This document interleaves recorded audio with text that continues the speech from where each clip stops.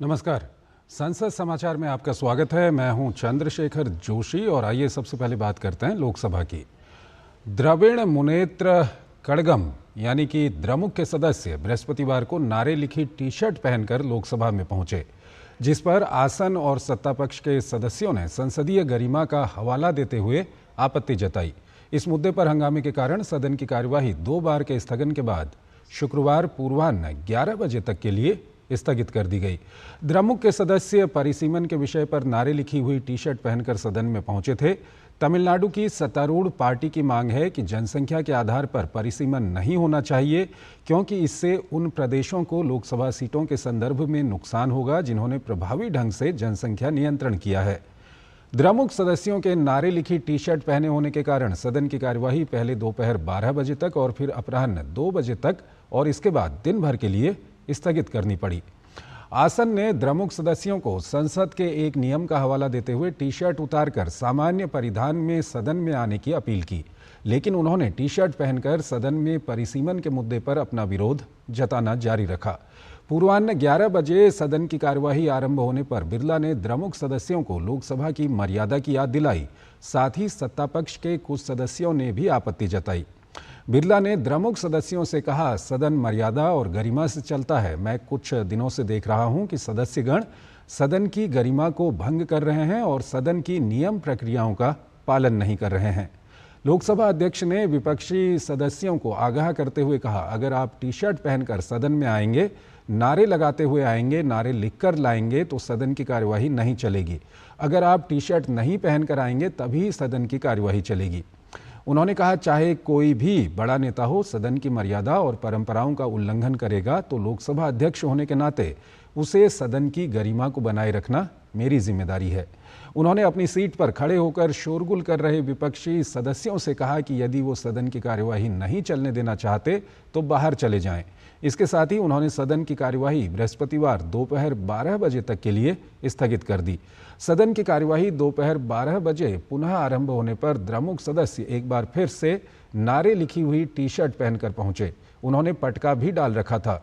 इस पर भारतीय जनता पार्टी के सदस्यों ने फिर से आपत्ति जताई। पीठासीन सभापति कृष्णा प्रसाद तेन्नेटी ने कहा, माननीय सदस्य, आप इस तरह से सदन में नहीं आ सकते। आप कृपया नियम को पढ़िए। इसके बाद उन्होंने सदन की कार्यवाही अपराह्न 2 बजे तक के लिए स्थगित कर दी। सदन की कार्यवाही जब 2 बजे फिर से आरंभ हुई तो द्रमुक सदस्य नारे लिखी टी शर्ट पहनकर सदन में मौजूद थे। पीठासीन सभापति तेन्नेटी ने एक बार फिर संसद की मर्यादा और नियम का हवाला देते हुए उनसे सामान्य परिधान में सदन में आने की अपील की। उन्होंने कहा कि कृषि मंत्रालय के लिए अनुदान की मांगों पर चर्चा होनी है, इसलिए आप लोग सदन की कार्यवाही होने दें। गतिरोध बने रहने को लेकर उन्होंने सदन की कार्यवाही दिन भर के लिए स्थगित कर दी। केंद्रीय आवास एवं शहरी मामलों के मंत्री मनोहर लाल ने लोकसभा को बताया कि कानून के तहत प्रत्येक 5 वर्ष में कम से कम एक बार स्ट्रीट वेंडर्स की पहचान के लिए सर्वेक्षण कराया जाना अनिवार्य है। राज्यों संघ शासित प्रदेशों द्वारा दी गई जानकारी के अनुसार कुल 3,471 शहरों में स्ट्रीट वेंडर्स का सर्वेक्षण कराया गया है। लोकसभा में सांसद राजा राम सिंह ने अतारांकित प्रश्न में पूछा था कि आवास एवं शहरी मामलों के मंत्री कृपया बताएं कि कितने शहरी स्थानीय निकायों ने स्ट्रीट वेंडर्स जीविका संरक्षण एवं स्ट्रीट वेंडिंग विनियमन अधिनियम 2014 के अनुसार स्ट्रीट वेंडर्स का सर्वेक्षण किया है और टाउन वेंडिंग समितियों का राज्यवार गठन किया है। सांसद ने सवाल किया था कि सरकार द्वारा ये सुनिश्चित करने के लिए क्या कदम उठाए गए हैं कि स्ट्रीट वेंडर्स का सर्वेक्षण किया जाए और प्रत्येक राज्य में प्रत्येक शहरी स्थानीय निकाय में टाउन वेंडिंग समितियां स्थापित की जाएं। राजा राम सिंह ने पूछा था कि क्या सरकार को पता है कि दिल्ली पुलिस ने भारतीय न्याय संहिता की धारा 285 के तहत स्ट्रीट वेंडर के खिलाफ पहली FIR दर्ज की है और यदि हाँ तो इसका ब्यौरा क्या है। सांसद के सवाल के लिखित जवाब में आवास एवं शहरी कार्य मंत्री मनोहर लाल ने बताया कि स्ट्रीट वेंडर्स जीविका संरक्षण एवं स्ट्रीट वेंडिंग विनियमन अधिनियम 2014 की धारा 3(1) के अनुसार प्रत्येक 5 वर्ष में कम से कम एक बार स्ट्रीट वेंडर्स की पहचान के लिए सर्वेक्षण कराया जाना अनिवार्य है। राज्यों संघ शासित प्रदेशों द्वारा दी गई जानकारी के अनुसार कुल 3,471 शहरों में स्ट्रीट वेंडर्स का सर्वेक्षण कराया गया है। मंत्री ने बताया कि अधिनियम की धारा 22 में ये प्रावधान है कि उपयुक्त सरकार प्रत्येक स्थानीय प्राधिकरण में एक या अधिक टाउन वेंडिंग समितियों टीवीसी के गठन का प्रावधान कर सकती हैं।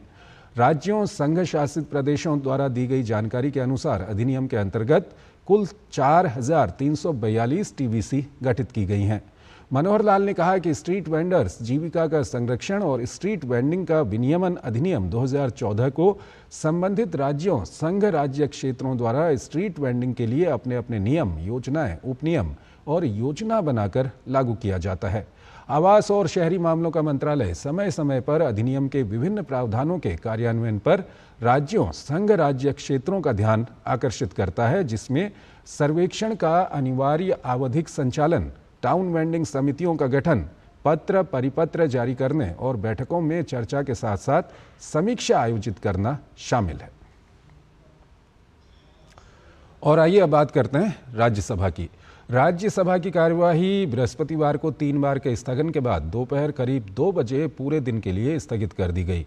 यद्यपि आसन की ओर से सदन की कार्यवाही बार बार स्थगित किए जाने का कोई कारण नहीं बताया गया, पर सूत्रों ने बताया कि दक्षिणी राज्यों में परिसीमन का विरोध कर रहे द्रमुक सदस्यों के इस मुद्दे पर नारे लिखी हुई टी शर्ट पहनकर सदन में आना इसकी मुख्य वजह रही।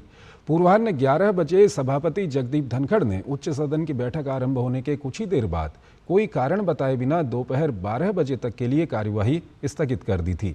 उन्होंने आवश्यक दस्तावेज सदन के पटल पर रखवाने के बाद सदन की बैठक 12 बजे तक स्थगित करने की घोषणा करते हुए कहा, मैं आज पूर्वाह्न 11:30 बजे अपने कक्ष में सदन के नेताओं की बैठक बुलाऊंगा। मैंने कुछ समय पहले इस सभा में जो कुछ देखा है मैं सदस्यों को बताऊंगा। जब सभापति ने यह कहा तब सदन में किसी प्रकार का न तो कोई व्यवधान था और न ही किसी प्रकार का कोई हंगामा हो रहा था। एक बार के स्थगन के बाद दोपहर 12 बजे बैठक शुरू होने पर उपसभापति हरिवंश ने कोई कारण बताए बिना बैठक 15 मिनट के लिए स्थगित कर दी। 15 मिनट बाद सदन की कार्यवाही शुरू होने पर उन्होंने बैठक दोपहर 2 बजे तक के लिए स्थगित कर दी। इस बार भी उन्होंने कोई कारण नहीं बताया। दोपहर 2 बजे बैठक फिर शुरू होने पर उपसभापति हरिवंश ने एक बार फिर कोई कारण बताए बिना सदन की बैठक पूरे दिन के लिए स्थगित कर दी। सूत्रों ने बताया कि द्रमुक सदस्यों के नारे लिखी टी शर्ट पहनकर आने पर सभापति धनखड़ ने आपत्ति जताई। उन्होंने सदस्यों को सदन में नारे लिखी टी शर्ट नहीं पहनकर आने को कहा। हालांकि द्रमुक सदस्य अपनी बात पर अड़े रहे और नारे लिखी टी शर्ट पहनकर ही सदन में गए, जिसके चलते कार्यवाही बार बार बाधित हुई।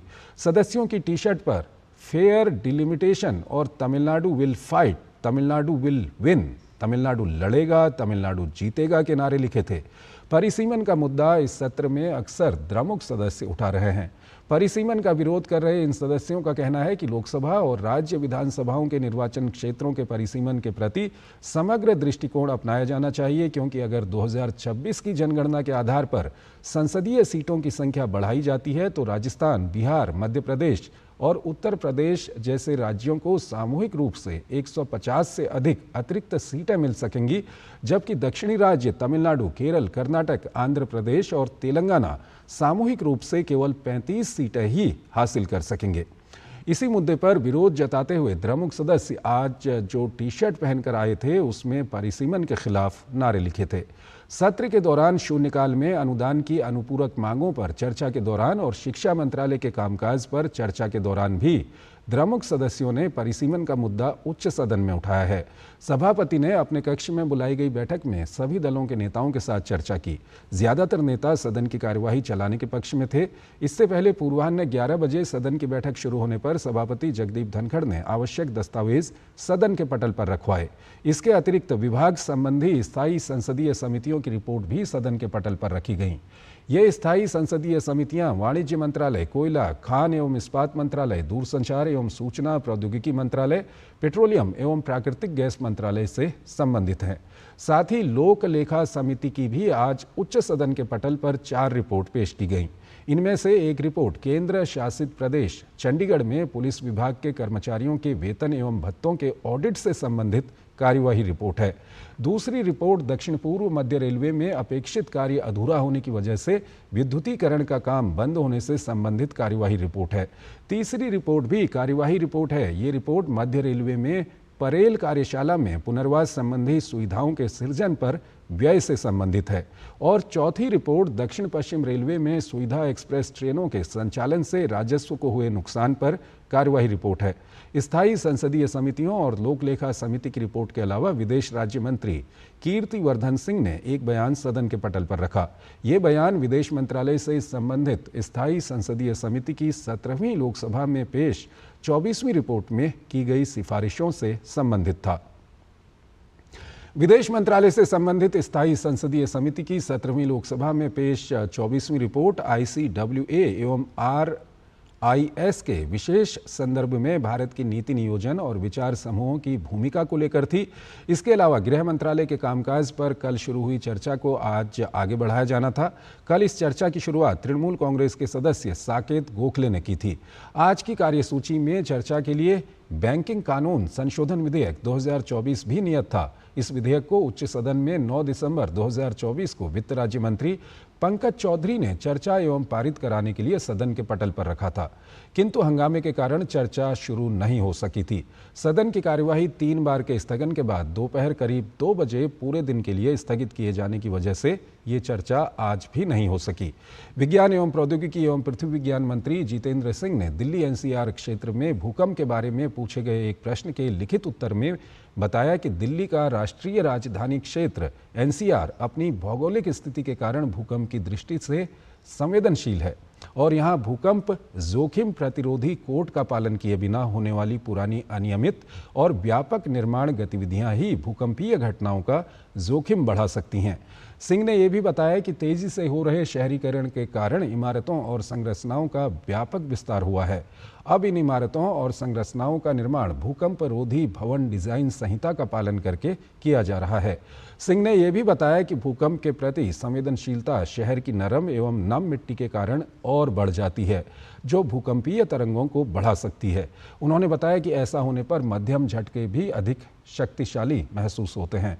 मंत्री ने बताया कि भूकंप के बढ़ते जोखिम को ध्यान में रखते हुए सरकार ने दिल्ली NCR क्षेत्र में भूकंपीय निगरानी, दिल्ली का भूकंपीय सूक्ष्म क्षेत्रीकरण करने, भूकंप और चक्रवात से सुरक्षा के लिए मार्गदर्शिका तैयार करने, कमजोर इमारतों और संरचनाओं के भूकंपीय रेट्रोफिटिंग पर दिशा निर्देश सहित कई कदम उठाए हैं। तो संसद समाचार में फिलहाल इतना ही। आप बने रहिए DD न्यूज़ के साथ। नमस्कार।